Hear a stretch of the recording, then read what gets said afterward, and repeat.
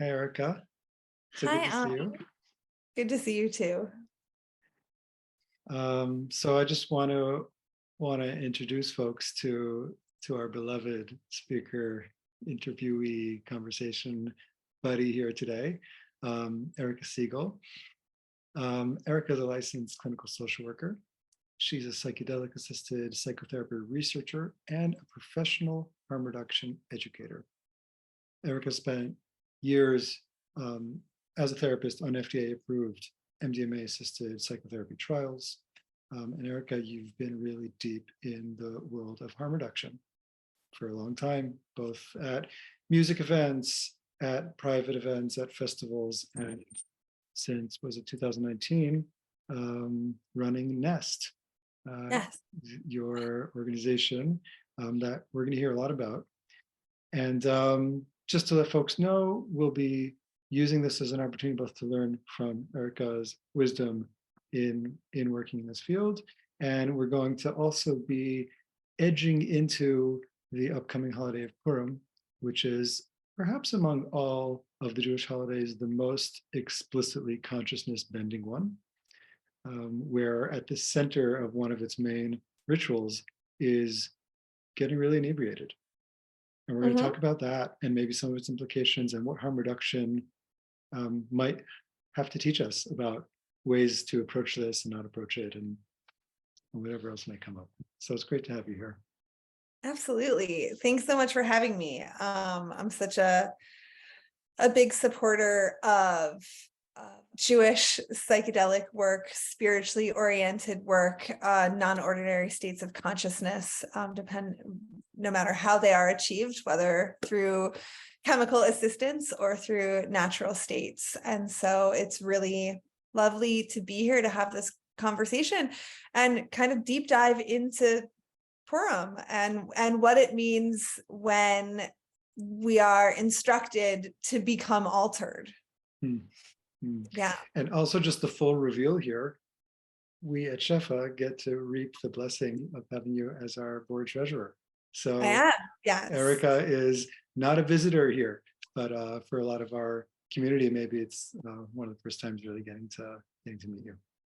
Yeah, definitely. I am honored to be on the board of Shefa, and it has been really wonderful to see how the team has grown and how the services have grown and the education. I really appreciate Zach's leadership and seeing the people that are kind of coming on board to the psychedelic renaissance from such a Jewish lens.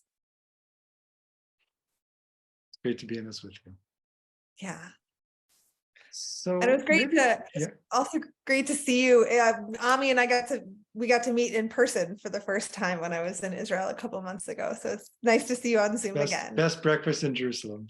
Oh, the Orient Hotel, the best breakfast in Jerusalem. So maybe just to start us off, Erica, can you just give us some introductory remarks here? What is harm reduction? You know, just for folks who haven't heard of it, even a lot of us who have heard of it, like, what does it really mean, both in theory and in practice? Harm reduction is just that. It is reducing harm, whether that is to yourself or to your community or to society at large. And really the harm reduction movement got started in the 80s actually in the UK, in Liverpool, oddly enough. And the harm reduction, when we talk about harm reduction in this context, it's specifically a movement that serves and provides services to people who use drugs. The harm reduction measures, the first real kind of like harm reduction movement was in the late 80s, early 90s around IV drug use and creating safe injection sites. And really being able to be like, well, abstinence doesn't work. We know this from sex education. We know this from drug education. People are going to people. And instead of not educating and informing people on how to do things safely, like an abstinence-based model. Harm reduction is, okay, if people are going to do this, how do we make sure that they're doing it in the safest way possible, not only to themselves, but also to the community at large, and from really a public health perspective. Is if there is, especially here in the US, we deal with the opiate epidemic and the fentanyl crisis that's happening right now, where like being able to have safe access, clean access to substances, education on how to do it properly. One of the original harm reduction modalities or interventions was needle exchange, condoms. Before needle exchange existed, there was education programs on how to bleach needles to clean out for infectious disease. And so people weren't contracting HIV, AIDS, and hepatitis C and other communicable diseases that are transmitted through needle sharing. And so what we were finding in these IV drug using communities, that if you actually like educated one person on how to do it properly, that they would go back to their communities and be like, let me show my friends how to do this safely. And then that kind of grew into, the AIDS crisis really affected the drug using population and the LGBTQ population severely. And those are two populations that that the government really didn't care about, cared about doing research about, cared about the numbers. And we probably lost so many brilliant, sensitive, beautiful humans and artists to preventable diseases by not giving them the tools and the education that they needed to be able to engage in drug use safely. And so where NEST kind of comes in, especially when it comes to psychedelics, is providing really science-based education about substances, about dosing, about safety protocols, and things like that. And so harm reduction psychotherapy really has a non-abstinence based, meeting people where they're at, making sure that that we're not setting goals without the patient or participant or client having an active role in like what they want. And so our outcomes aren't based on whether or not somebody stays abstinent from drugs and alcohol. It's, is their quality of life improved? And what we've found, and there's plenty of research out there, which is communities that have access to cannabis and cannabis for pain, the amount of opiate use in those communities goes down. The number of drug overdoses goes down. Right? Our young people aren't dying of drug overdoses. Our veterans aren't dying of drug overdoses if they have access to other safer routes to treat their pain, to treat their trauma. Right. So it sounds like it's just first and foremost a very positive approach, in terms of positive, even in the literal sense of the word, like what's here is we're supporting you in what you're doing, and we want to give you the tools and knowledge to be able to make the healthiest and most beneficial decisions for yourself. Absolutely. Yeah.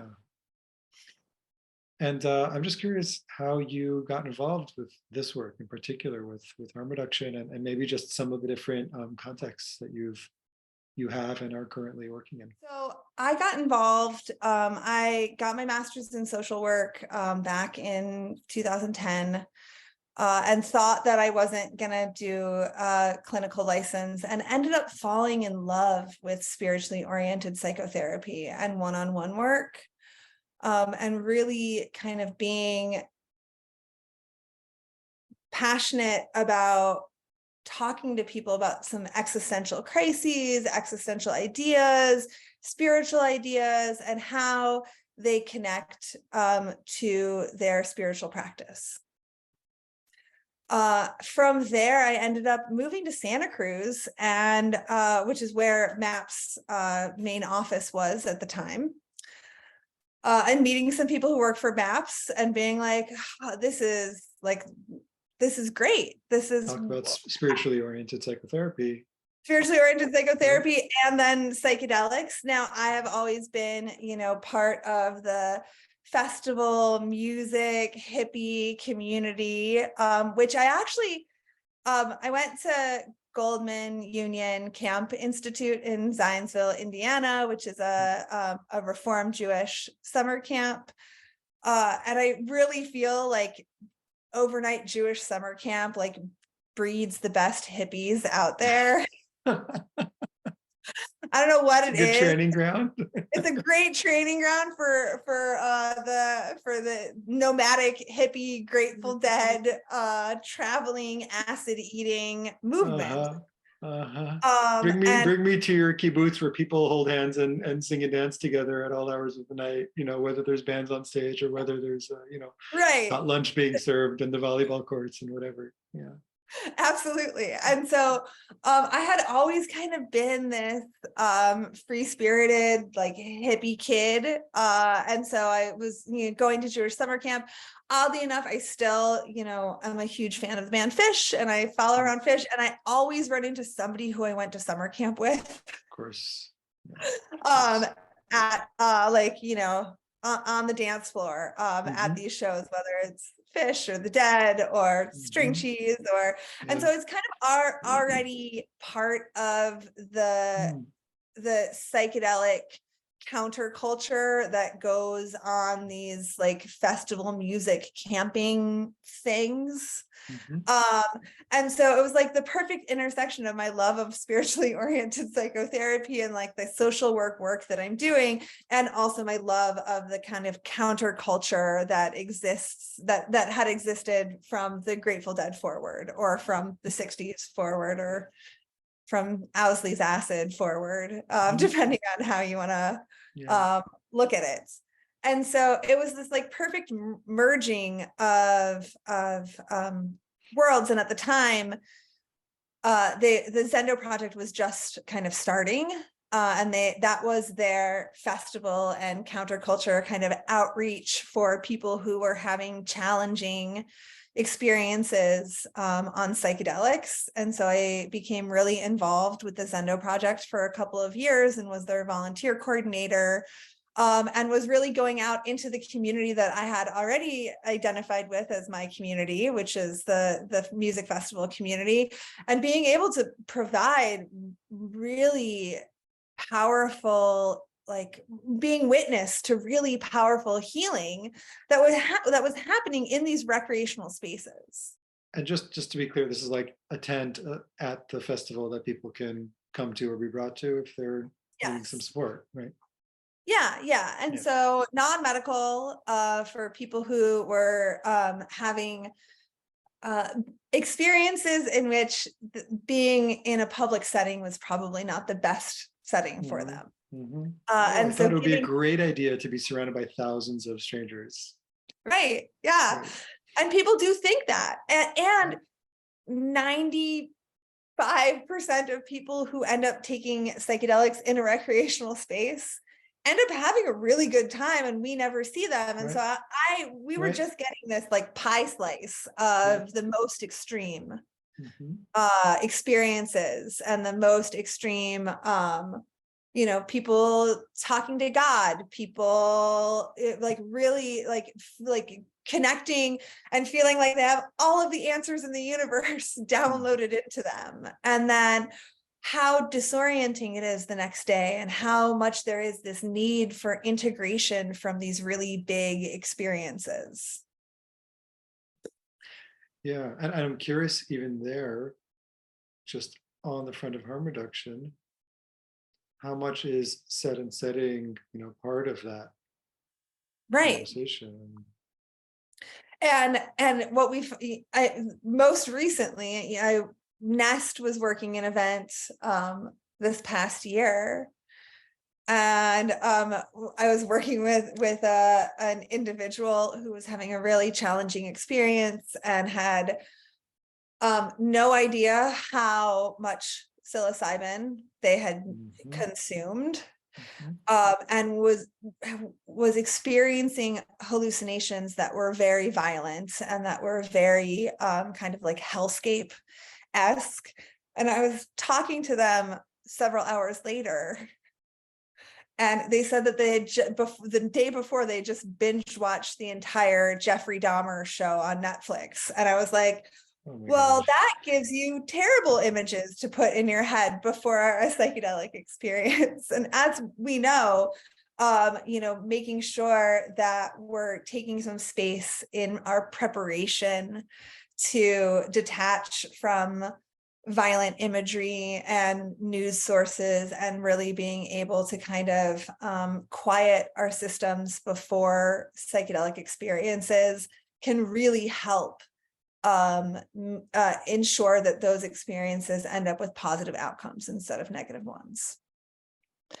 And so that just happened to be like the Jeffrey Dahmer thing. And I was like, oh, of course. Not necessarily the door you want to enter in through. Exactly. And so what I had found was not only at these events were there a lot of people who were having challenging substance-induced experiences, but especially now post-pandemic, in these large environments, we're getting a lot of people who aren't on substances, who are having social anxiety and panic attacks and other things. And so part of Nest's work that we do is not just substance education, but also like mental health and wellness education, and providing a space for compassionate care and compassionate inquiry, and a really accepting, non-judgmental space. And so I, at Nest, and anybody who comes and is part of our team, our outreach team,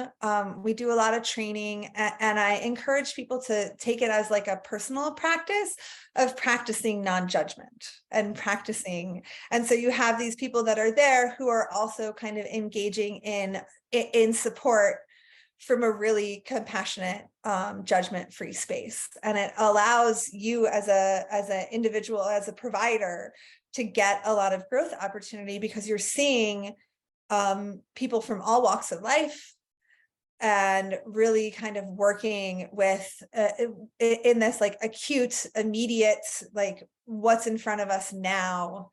And a lot of times we don't have any follow-up with any of the people that come in and utilize our services. And so it's really just this like be here now moment in time where you get to show up and help someone through a difficult time or some suffering, or provide them a place where it's okay to not be okay. And really just provide a nest. I'm just kind of hearing the name in such a prominent way right now as you're describing it.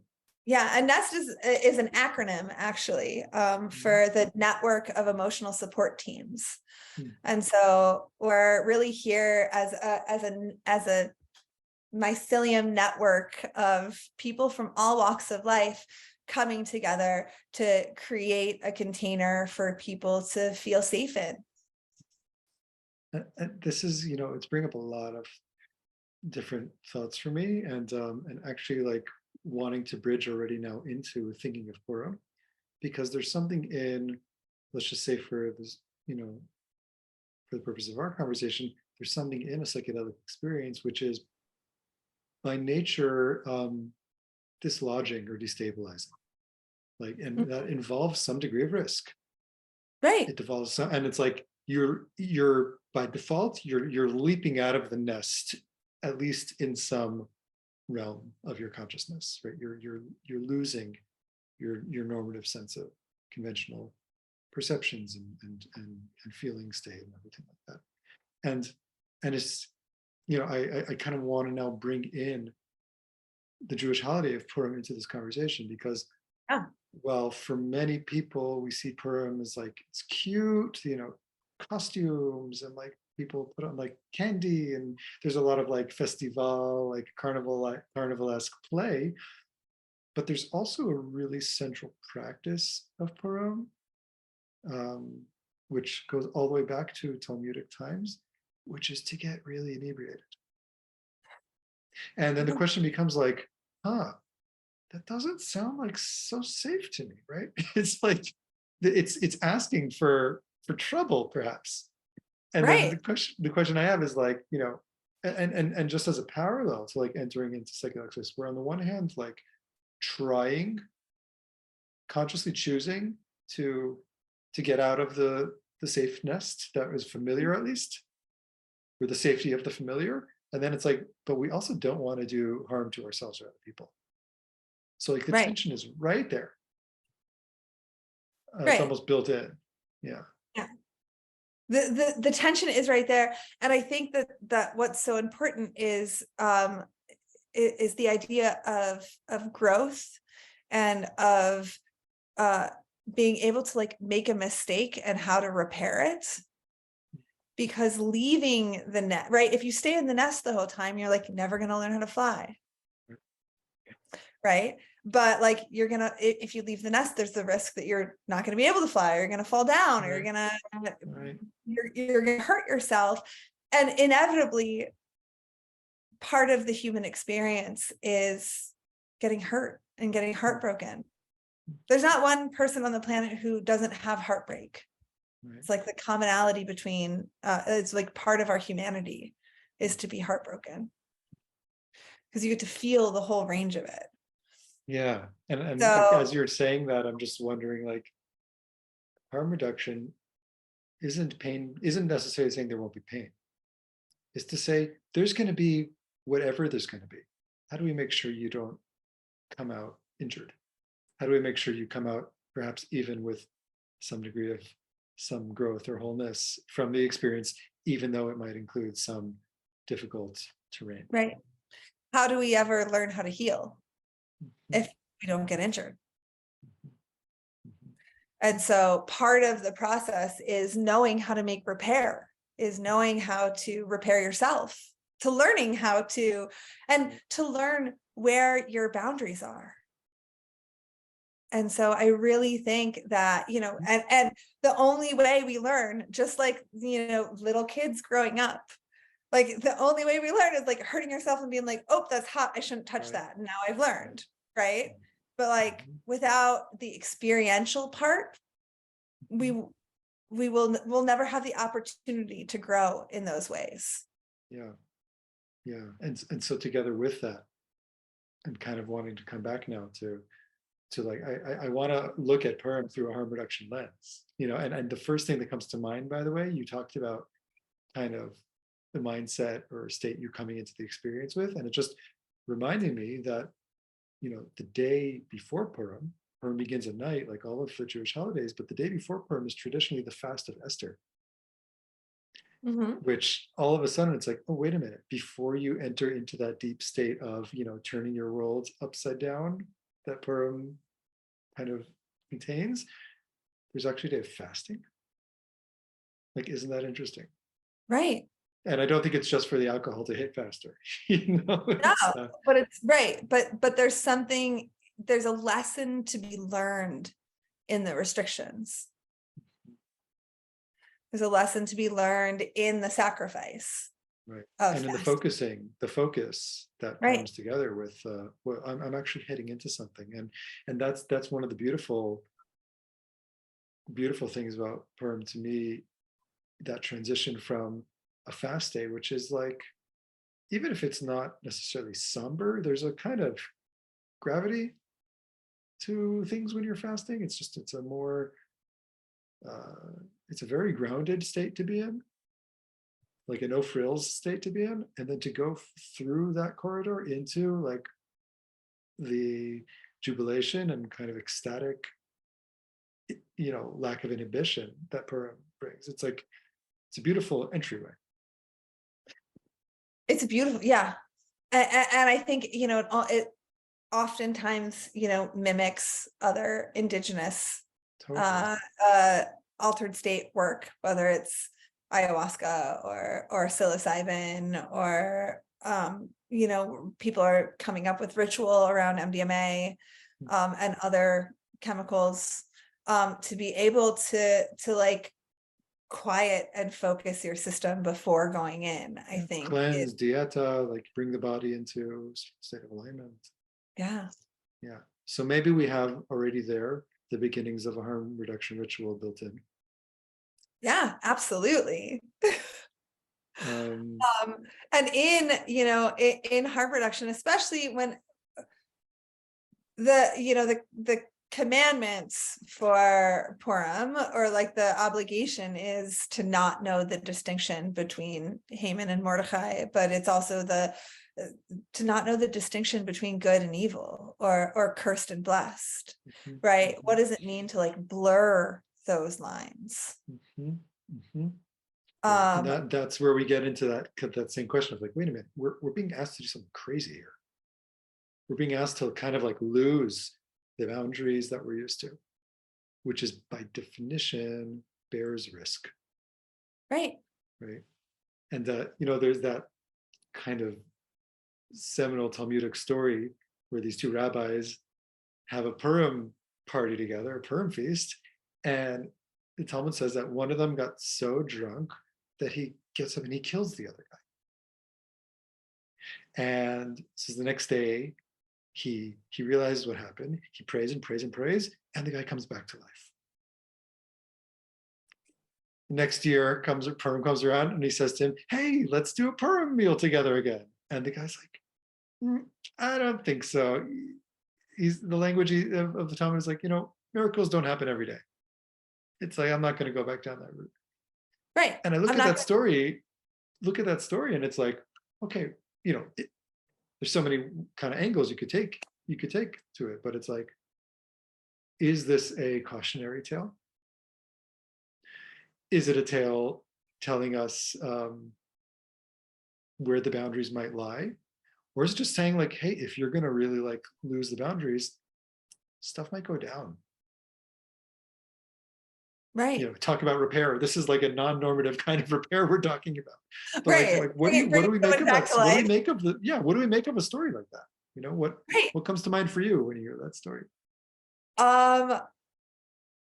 I mean, I think it's such a good lesson in being like in safety, of being like, great, like this thing happened, this person harmed me, this person killed me, and even though he's extending his hand out to say, come and join us again, that it's also okay to not.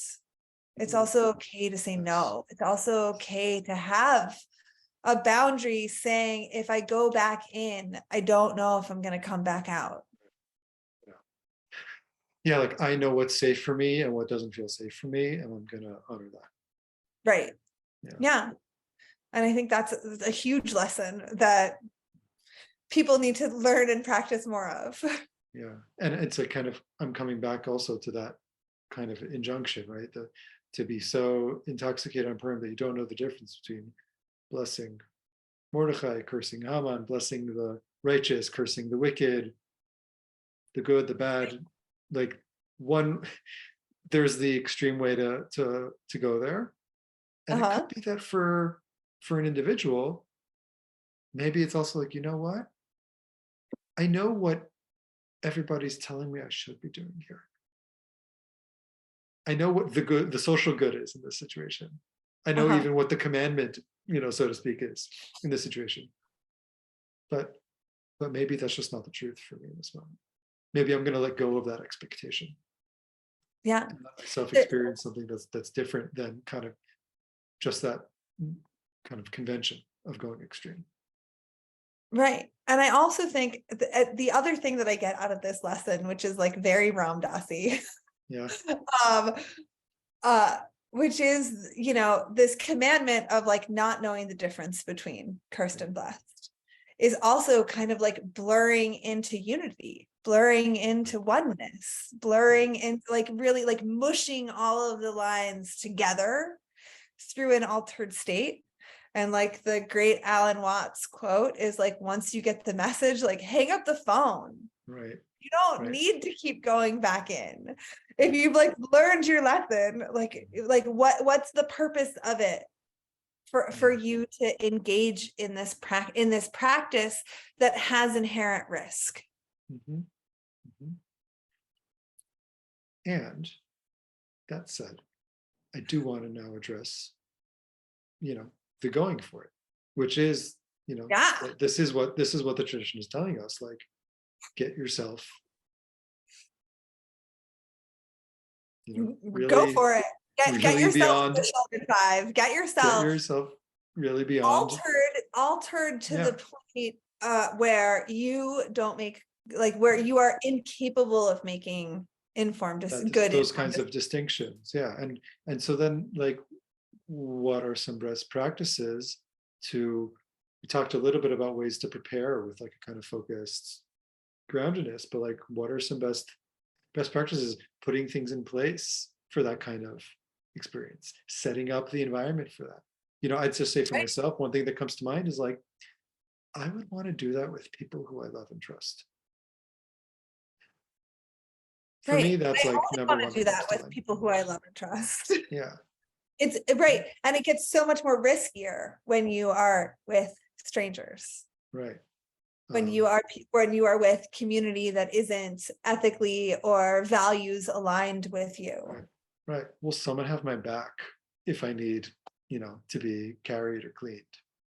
Right. Which, kind of a little side note here, but another service that Nest does is, we provide sober support for private events in which people are engaging in altered states practices as a community. And like, if you're in a synagogue and everybody is drinking and laughing and rejoicing and being jubilant, like, is there somebody there who, make sure that nobody drives home, make sure that nobody, like, is there a sober sitter around, or a sober monitor around?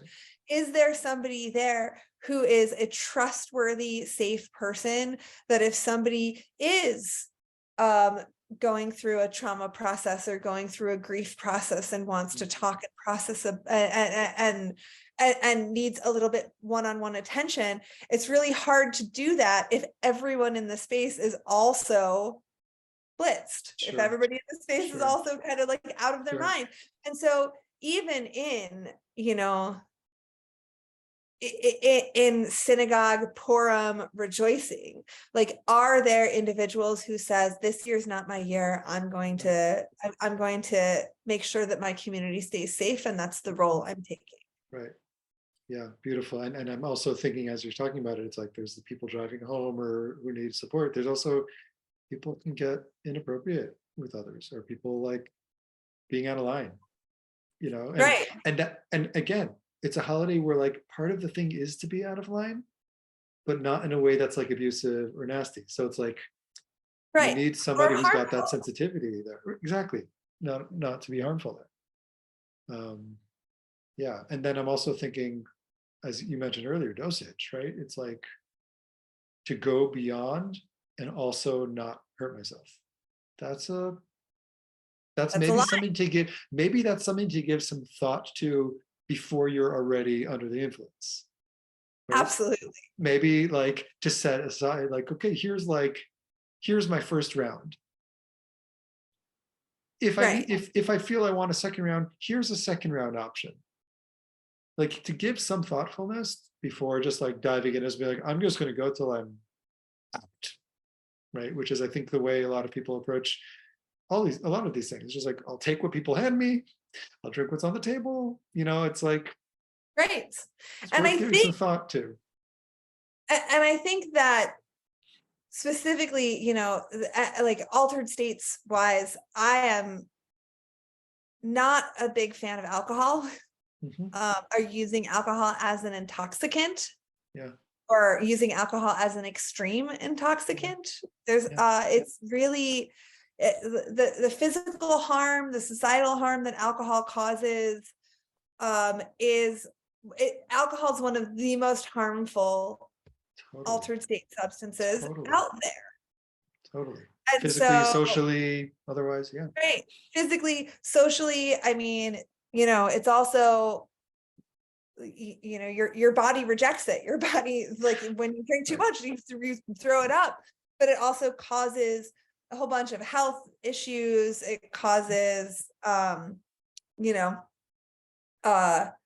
cirrhosis. It's bad for your liver. It's like, it's bad for a lot of your physical system. And so, looking at altered state practice and looking at Shefa, is there another substance that's not alcohol or wine that could get us to that point that might be physically less harmful? Totally. Right. And so maybe Purim ritual, turns into a psilocybin circle. Or a cannabis, like a deep dive with cannabis. Or maybe it is, a small group of friends getting together and consuming MDMA and having the lesson be learned that you can have compassion for both Haman and Mordecai. You can learn how to love them both. You can learn how to love the wicked parts of yourself, along with the blessed parts of yourself. And so, I think that we are now getting to the point where we will have access to different intoxicants that can be used for different purposes. Yeah. And I think that's like a really interesting, maybe it's not alcohol for some communities. Right. And maybe the psychedelic renaissance, as you're saying, is going to be allowing Jewish communities to be exploring new modalities of doing this holiday and finding what works. Wine, not besides for just being the traditional Jewish mind-altering substance. We make Kiddush on it every week and every holiday. It plays a big role in the Purim story. There's so much like drunkenness, whether it's King Ahasuerus or Esther's feasts. Like it's like wine is the tool driving kind of all the shifts and twists in the story. Right. And look at how powerful it is. Yeah. And look at, we could go down a Michael Pollan, this is your mind on plants thing, but, it's to bless the fruit of the vine. It's to, this is the thing that brings us, and back in biblical times, before water sanitation systems, like wine was the safest thing to consume. Because water could contain bacteria or things that were bad for us, that most humans were drinking wine on wine or mead or something fermented on a regular basis as a harm reduction technique. Yeah. Crazy to think of our most normative drink of choice as being something that has that effect on us. And so I guess, just like one other thing that it brings to mind here, like thinking of different ways to go to that place on Purim. Like there's also this very deep interplay on Purim between the revealed and the hidden, right? The costumes, the masks, that people dress up in costume, and it's also like mirroring the Purim story too, where somehow God is absent, but the story is recognized as a story, like Ramdas says, like it's God in drag. The world is God in drag, and we kind of get ourselves into that state of appearances are only the outermost layer of things, and on Purim we're in a sense like diving deeper and deeper and deeper and deeper into all the spaces and layers beneath that. Right. So, into concealing our true identities. Into it, right, and there's a lesson in that too, of being able to mask yourself for others, not allow. But what we find, especially with, with wine, is the more you consume, the more comes out. And so it's interesting that we physically mask ourselves in costumes, as Esther did, to disguise yourself as a way of protection. Right. Of protection, but also it frees something up. Right. Right. When I'm wearing a mask, like I can be silly. I don't have to hold myself the same way if you don't recognize me. And so there's this really, and then I'm just thinking of like the substances we use to help us get into that sort of transcendent or non-ordinary state of mind. It's like, what can get me in touch with what's deeper than appearances? Right. Maybe that's another model of like how to approach this day, and to let myself really be there and not be playing the games we tend to play all the time.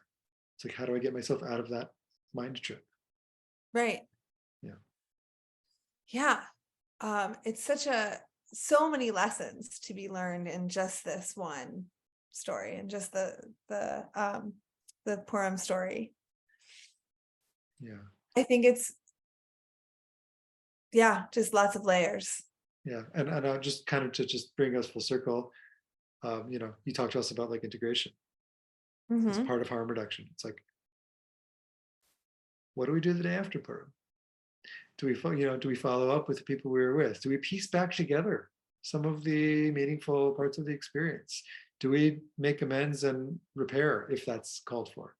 All of those pieces to me feel like a very natural part of going through that experience in a meaningful way.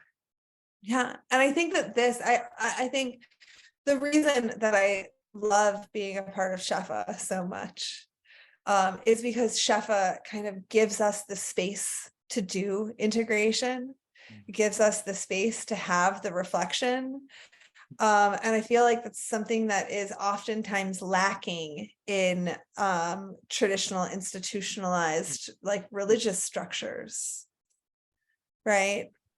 Like, we can go back to, and it's the reason I adore working with you and adore working with Zach, is, what is a rabbi? Like, what is a community leader? And it's not, this like on the pulpit, like preaching to, that's very much an Americanized, like Christianized, like American synagogues very much tried to look like American churches as well, and part of this process. But like, what does it mean to be a community? And I think the Jewish community had lasted for a very long time in small insular community structures where we could support each other and we knew each other and we could make repair. And now, given the state of the world and the lack of in-person synagogue engagement that we're seeing in younger populations, it's like they're craving a community. And what does that mean? And I think Shefa really is stepping up to provide a Jewish community structure in which we can integrate big experiences together. Yeah, very much. And appreciate you bringing that piece here. Yeah, we all need the safe space and the safe people to actually hold that container for us to grow in. Right. And I think we're really lacking in, I think we need to reinvent what a community is and what a community means. Especially if we're going to, engage in altered state practice. Right. If we're going to go deep together, we need people alongside us. Right. And if we're going deep together, we also need systems in which we are able to take accountability and make repair, versus like the cancel culture thing that's been going on for these past few years. Like, that's not what a community does. We can't separate. Everywhere we go, we have to go together. How do we support one another? Yeah. We can't, right. Leaving people behind isn't an option. we have to be able to create community systems in which we can go deep together and we can repair together. Yeah, so I'm taking that as like a high and ambitious call for, if Purim is about transcending the known, this is like, how do we get into new territory that we have not yet been? Mm-hmm. So I really, really appreciate you bringing that piece here. Yeah.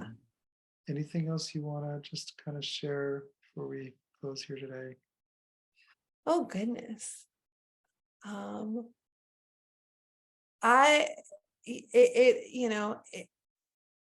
It's my hope for the Shefa community and the audience that's listening to this podcast to like really, start working on creating your own communities and like really being able to like find people that you feel safe to go deep with.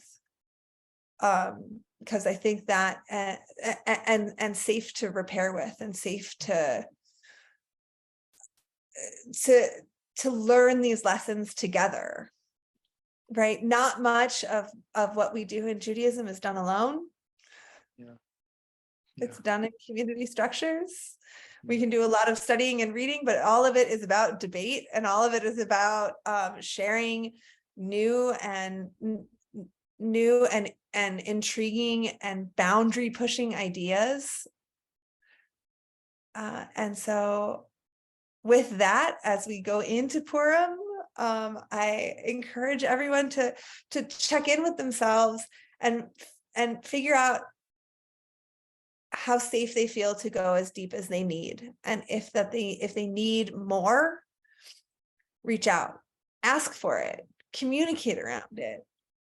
And if you feel like you're being harmed or you're no longer in resonance with the people who you identify as your community, like you can build another community. You can find the people who are your people out there.